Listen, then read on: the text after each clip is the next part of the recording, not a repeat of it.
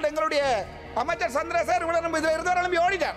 நாளைக்கு என்ன நடக்கும்னு சொன்னால் ஜப்னா கிளிநொச்சி டிசிசி மீட்டிங்கில் நான் போயிருக்கிறதுல வெளியே ஓடு ஐயோ என்று கத்துக்கிட்ட ஒரு நிலைமை தான் எங்களுடைய அமைச்சருடைய நிலைமை. ஒரு ஐயா ஒரு விஷயத்தை கேட்டா ஐயோ இது யாரோ களவெடுக்கிறாங்க யார் களவெடுக்கிறாங்க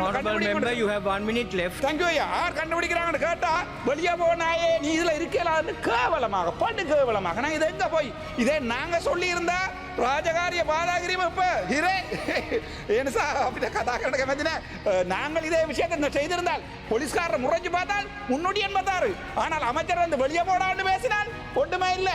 அதுக்கெல்லாம் அடுத்த நான் சொல்றேன் நான் அப்படிப்பட்டவன் இல்லை என்றால் அந்த இடத்துல நாங்கள் பார்த்தோம் சொன்னால் இந்த கனிய மணல் அகழ்வு ஒரு மிகப்பெரிய பிரச்சனை. நாங்கள் நினைக்கிறோம் ஆற்று பகுதியில் தான் கனிய மணல் அகழ்றோம் என்று, ஆனால் இல்லை கடற்கரைகளில் தான். அது இப்போது இந்த என்பிபி அரசாங்கத்தின் காலங்களில் இந்த கனிய மணல் கூட்டுத்தாபனம் வந்து இவர்களுடைய படிமம் வழங்கப்படுகிறது கொழும்புல மத்தியில் வச்சுக்கொண்டு. ஆகவே அங்கே மன்னார் பகுதிகளில் முல்லைத்தீவு பகுதிகளில் முக்கியமாக இந்த கடல் மண் அள்ளப்படுகின்ற போது இந்த கண்டல் தாவரங்கள் மிக மோசமாக அழிக்கப்படுகின்றன.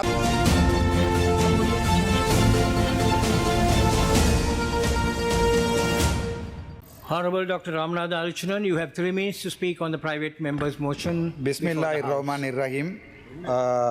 மதிப்புக்குரிய பிரதி சபாநாயகர் அவர்களே, இன்றைய தினம் நான் கதைக்க போகின்ற விடயம் வந்து வடக்கு மாகாணத்தில் மொத்தம் 29.33 லட்சம் மக்கள் வாழுகின்ற வடக்கு மாகாணம். அதை பார்த்தீங்கன்னா மன்னார், அதே நேரத்தில் கிளிநொச்சி, அதே நேரம் முல்லைத்தீவு, வவுனியா, யாழ்ப்பாணம், இந்த 4 பிரதேசங்களையும் இருக்கிற மக்கள் தொடர்பான பிரச்சனை உங்களுக்கு தெரியும். இதில் என்னுடைய நண்பர் அண்ணா எங்களுடைய நானா காதர் மஸ்தான் அவர்கள் பிரதிநிதித்துவப்படுத்துகின்றது வன்னி, முக்கியமாக முல்லைத்தீவு, மன்னார் மாவட்டங்கள். அதே நேரத்தில் எங்களுடைய மதிப்புக்குரிய பாராளுமன்ற உறுப்பினர் செல்வமடக்கலநாதன் வந்து பிரதிநிதித்துவப்படுத்துகிற மன்னாரில் இன்றைய பார்த்தீங்கன்னு சொன்னால் அது வாழுகின்ற மக்களில் 50,000 குடும்பங்கள், கிட்டத்தட்ட 1,10,000. அந்த மொத்தமாக வடக்கு மாகாணத்தில் 1,10,000 மக்கள் அல்லது 50,000 குடும்பங்கள் தனியே மீனவ தொழிலை வாழ்வாதாரமாக கொண்டு வாழுகின்ற ஒரு சமூகம்.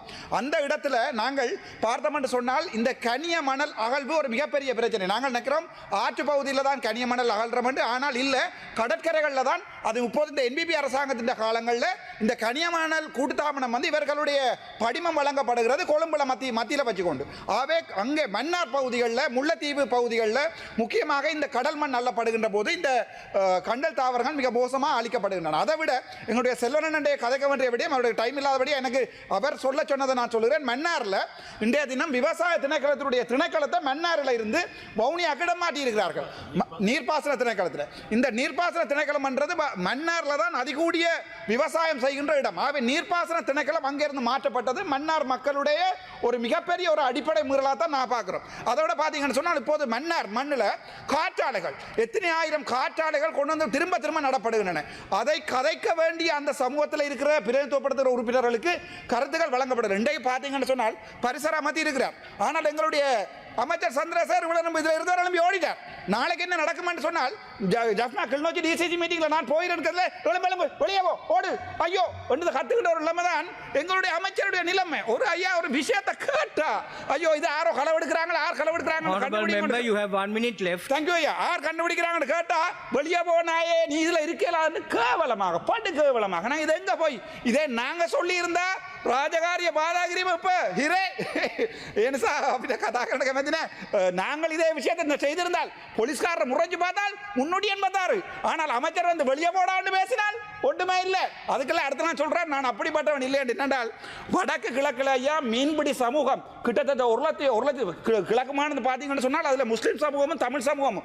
வடக்குல மன்னாரில் முஸ்லீம் மக்கள் கூட மீன்பிடியா வாழ்வாதாரங்களை கொண்டு இயங்குகிற சமூகம். அந்த சமூகத்தினுடைய வாழ்வாதாரங்கள் நேற்று பார்த்தீங்கன்னா மின்சார வெட்டு மன்னார்ல நிம்மதியா நித்திர உள்ளாத மன்னார்ல தான் இலங்கையில் அதிகூடிய காற்றாலைகள் இருக்கிற இடம் மன்னார். என்னுடைய இதே உங்களுக்கு தெரியும் சிந்துஜாவினுடைய கொலை வழக்கால தான் முதலாக சிறை என்றா என்னென்று பார்த்தேன் நான். இன்றைக்கு சிந்துஜாவை கொலை செய்தாக்கள் பணி நீக்கம் செய்யப்பட்டு போடப்பட்டிருக்கிறார்கள். முடிக்கிறேன். ஆகவே தயவு செய்து இந்த ஹெக்டர் அப்காமி அவர்கள் கொண்ட இந்த பிரேரணை முக்கியமாக இதுல மீன்பிடி அமைச்சர்கள் இருந்திருக்கணும். அவர்கிட்ட சொல்லுங்க அந்த வாகனங்கள்ல பின்பக்கங்கள்ல 10 கிலோ இறால் 20 கிலோ மீன் ஏற்றுறதை விட்டு போட்டு தயவு செய்து இந்த விடயங்களை கருத்தில் எடுக்க சொல்லி நன்றி. Honorable Dr. Dhammika Pattabedi, you have 8 minutes to provide the minister's reply. Order please. Honorable Kitnan Selvaraj from the panel of chairs shall be taking the chair.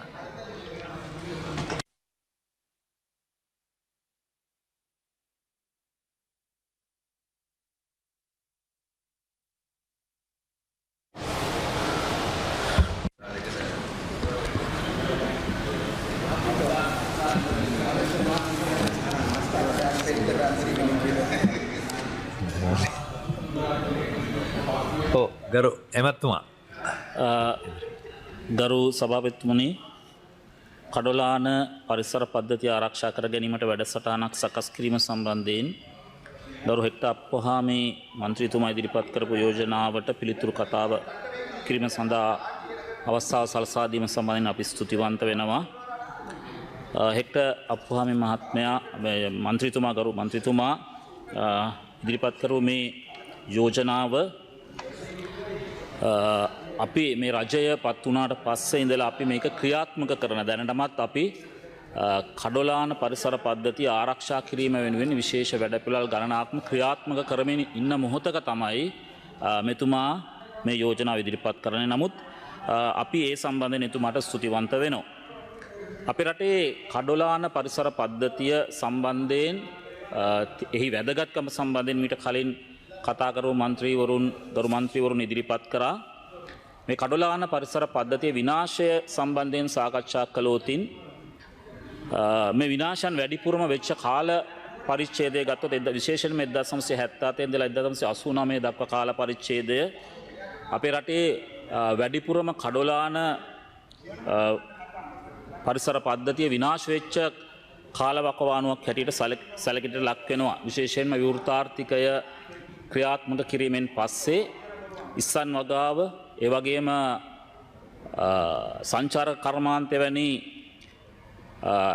ව්‍යාපෘතීන් ක්‍රියාත්මක කරද්දී මේ කඩොලාන පරිසර පද්ධතීන් විනාශ වීම සඳහා විශාල දායකත්වයක් සැපුවා. විශේෂයෙන්ම ඒකට හේතු වුණේ මේ මොහොතේ තිබිච්ච පරිසර නීති ක්‍රියාත්මක කිරීම දුර්වල වීම නිසා පුත්තලම මීගමුව හලාවත වැනි ප්‍රදේශවල ඒ කඩොලාන පරිසර පද්ධතීන් විශාල වශයෙන් විනාශ වුණා. ඉන් පස්සේ 1990-94 කාලය තුල විශේෂයෙන් ඉස්සන් වගාව ව්‍යාප්ත වීම නිසාත් මේ සඳහා දේශපාලන ආශිර්වාදයන් ලැබීම නිසාත් අපේ රටේ කඩොලාන පරිසර පද්ධතීන් විනාශ වීමේ උච්චතම අවස්ථාව හැටියට සැලකෙනවා. ඉන් පස්සේ 2004 ඇතිවෙච්ච සුනාමි ආපදාවත් සමග තවදුරටත් මේ කඩොලාන පද්ධතීන් විනාශ වුණා. නමුත් කාලයක් තිස්සේ මේ කඩොලාන පරිසර පද්ධතිය